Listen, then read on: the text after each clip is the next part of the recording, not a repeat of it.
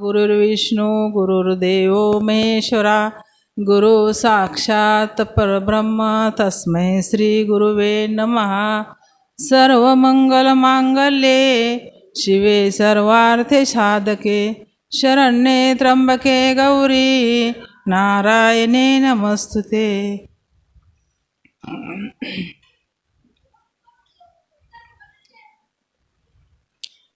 तर आत्ताच आपल्याला गणेश महाराजांनी अज्ञान या शब्दावर सांगितलं आणि अज्ञान जाण्यासाठी अगोदर आपल्याला सद्गुरूंचीच भेट घ्यावी लागते, तरच अज्ञान जातं। आणि आपल्याला आपल्या परमभाग्याने आपल्याला असे वैकुंठवासी विठ्ठलनाथ महाराज आपल्याला भेटले आणि त्यांनी आपल्याला आत्मसाक्षात्काराचा बोध दिला। त्यामुळे आपलं अज्ञान अगोदरच गेलेलं आहे।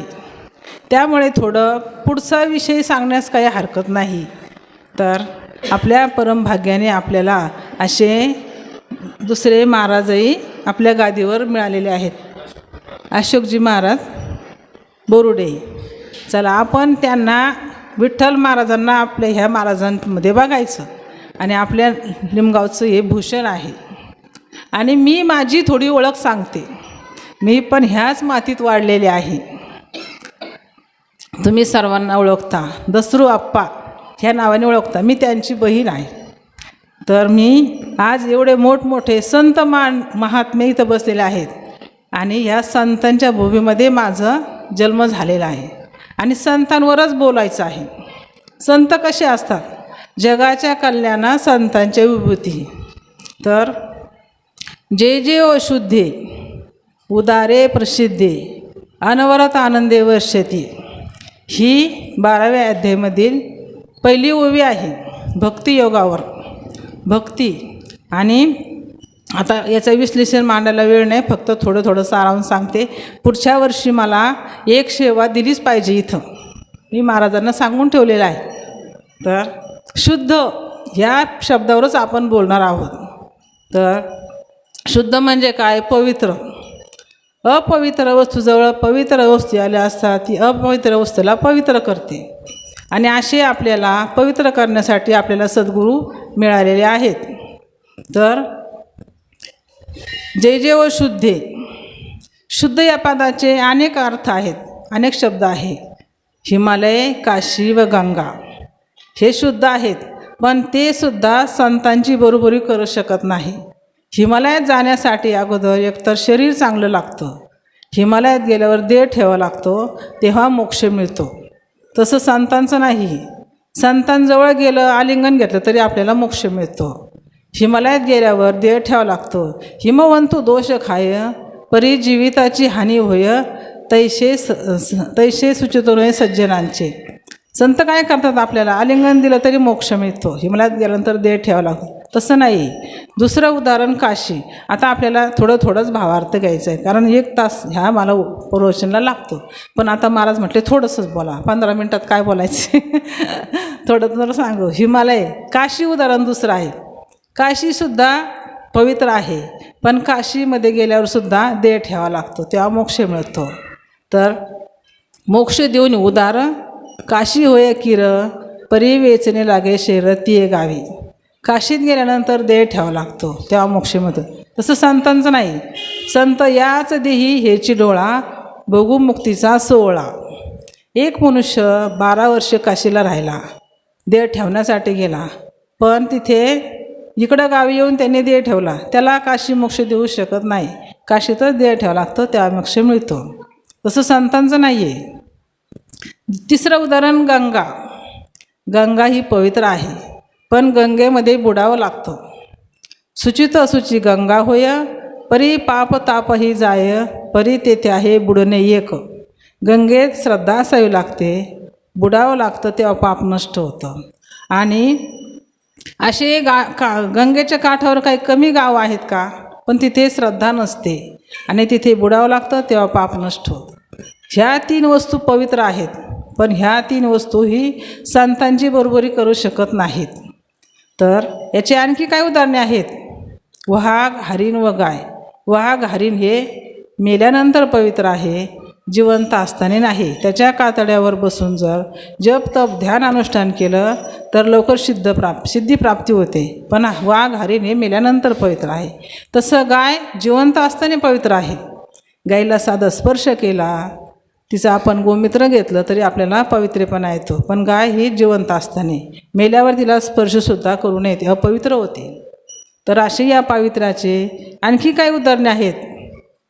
अपवित्र पण पवित्र कसे, तर उच्चिष्टम शिवनिर्माल्यम व मनम प्रेत कर्पटम काकविष्टा समुत्पन्ना पंचेती अतिपवित्रतः. ह्या 5 वस्तू अपवित्र आहेत. पण पवित्र कशा? आपण जे शुद्ध या पदावर बोलवतात, शुद्ध आणि पवित्र. उच्चिष्ट, उष्ट कसं असतं? उष्ट अपवित्र असतं. उष्ट कोणाचं खाऊ नये, आईचं सुद्धा उष्ट खाऊ नये, आईने मुलाचं उष्ट खाऊ नये, अपवित्र आहे. पण फक्त एकदाच चालतं. ज्यावेळेस मुलांची मुंज करतात त्यावेळेस आई मुलाने एका पात्रात खावं, नंतर खाऊ नये, अपवित्र आहे. पण गाईचं दूध कसं असतं हो? गाईचं दूध हे सुद्धा उष्ट आहे, पण माऊली म्हणतात पवित्र आहे. पाहे पा दूध पवित्र आणि गोड, पाशी त्वचेचे अपद्राड, परी अविरीन गोचुडा शुद्ध काय नैशवेती. तर दूध हे उष्ट आहे. अगोदर वासरू पितं, पण आपण भगवंताला नैवेद्याला अगोदर काय अर्पण करतो? दूध. आणि मधुस्नानात दूध सर्व पंचामृतमध्ये दूध असतं. तर दूध हे पवित्र आहे. तर गाईचं दूध, तूप, दही, शेण, गोमूत्र हे पंचगव्य आहे. आणि शेण गोमूत्राने सुद्धा पवित्रेपणा येतो. एकदा भगवंताला शेण गोमूत्र लावून पवित्र घ्यायला लावलं तर चोखोबारायांचं दृष्टांत आहे. चोखोबाराय असे रोज 2-2 तास भजन करत बसायचे, 2-2 तास रस्त्यावर. तर भगवंत काय करायचे? त्यांना आपल्या सिंहासनाजवळ घेऊन बसायचे. तर एकदा 2दा काय केलं, हे बडवे लोकांनी बघितलं आणि गावाबाहेर हाकलून दिलं चोखोबारायांना. तर चंद्रभागेच्या पलीकडे दाट झाडी आहे, तेथे एक म्हसोबाचं मंदिर आहे, तिथे ते राहत होते चोखोबाराय असे. आणि आपल्या 4-5 गायाबरोबर असायच्या आणि असं भजन करत बसायचे. 2 जण पती पत्नी असं राहायचे तिथे. भगवंताला त्यांचा वियोग सहन होत नव्हता. भगवान काय करायचे, त्यांच्या झोपडीत जायचे. एकदा काय झालं, असं पुंडलिक रायासमोर एक बडवा असं स्नान करत होते पुजारी. आणि भगवान गेले झोपडीमध्ये आणि म्हटले, असं त्यांच्या पत्नीने, यांनी काय केलं, चोखोबारायांच्या पत्नीने, सोयराबाईने असा गरम गरम भात बनवला.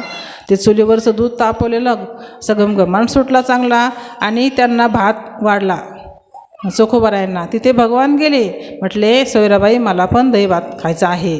तर म्हटले बसा देवा तुम्हाला वाढते.